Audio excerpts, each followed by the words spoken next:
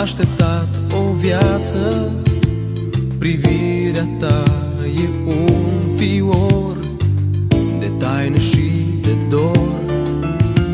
Ca într-un vis te-am întâlnit, mi-ai dăruit speranța și m-ai făcut om fericit. Destinul s-a împlinit, din toate florile ești cea mai frumoasă, ești cea mai mândră din lume, mireasă. Aștept cu drag să ne facem o casă și tu vei lumina în ea ca o stea.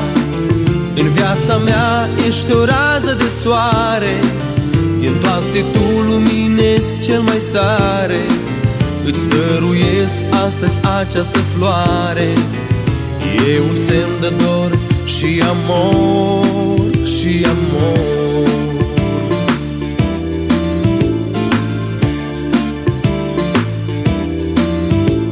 Ești tot ce am mai scump și acum, de ziua nunții noastre, printre șampanii și parfum, o șoaptă vreau să-ți spun: eu te iubesc și îți doresc tot binele din lume.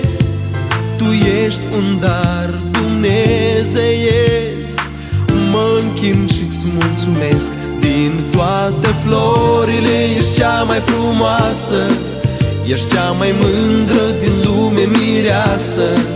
Aștept cu drag să ne facem o casă și tu vei lumina în ea ca o stea. În viața mea ești o rază de soare, din toate tu luminezi cel mai tare.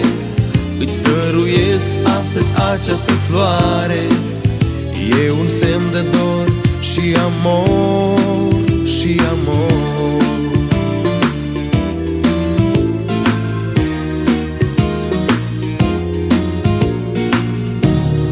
Din toate florile ești cea mai frumoasă, ești cea mai mândră din lume, mireasă.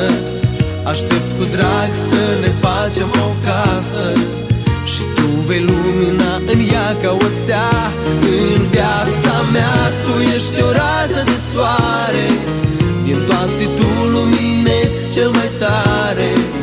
Îți dăruiesc astăzi această floare, e un semn de dor și amor, și amor.